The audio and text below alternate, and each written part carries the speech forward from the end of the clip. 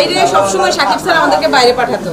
এই ট্রিটমেন্টগুলোর যে রিপোর্টগুলো, যে টেস্টগুলো আমাদেরকে বাইরে পাঠাতো, কিন্তু আমরা এইখানে ল্যাবে করানো আমরা তার চেয়ে অনেক মানে 10 ভাগের 1 ভাগ দিয়ে আমরা এখানে করাতে পারতেছি ল্যাবটাতে।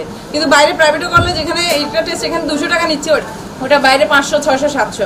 আমাদের তো প্রতিনিয়ত টেস্ট দিতে। কালকে আমি কতগুলো টেস্ট করছি, ইবনে সিনায় সারা একটা দিয়ে দিচ্ছে, কমায় রাখছে, কিন্তু এখানে সেই টেস্টটা নাই। আপনি কি কিসে আছেন এখানে? আমরা এখানে আমার মা ডায়ালিসিসে আছে।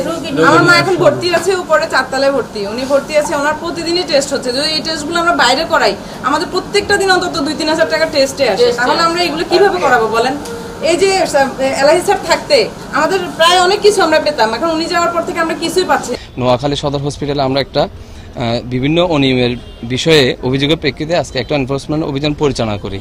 অভিযানের বিষয়ে আমরা এসে অতিরিক্ত ফি আদায় করে এবং রুগীদের থেকে ঘুষ বা অন্যান্য বিষয়ে অসহযোগিত করে, এই বিষয়ে আমরা আসলাম। একটা টিম আসার পরে আমরা আজকে বিভিন্ন জায়গায় পরিদর্শন করলাম এবং কিছু বিষয়ে আমরা অভিযোগের সত্যতা পেয়েছি এবং এই বিষয়গুলো আমরা কাগজপত্র সংগ্রহ করেছি। সংগ্রহ করার পরে আমরা এগুলো একটা প্রতিবেদন আকারে প্রধান কার্যালয়ে প্রেরণ করব।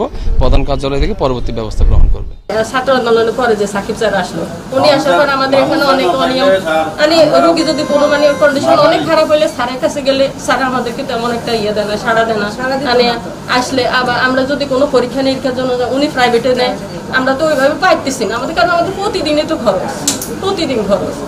তারপরে আমাদের এই ল্যাবে বাইরে যে টাকা নেয়, ল্যাবে আমাদের থেকে অনেক কমে করি আমরা, কারণ আমরা তো একদিনে তো চিকিৎসা শেষ হয় না, এটা তো চলতেই থাকে।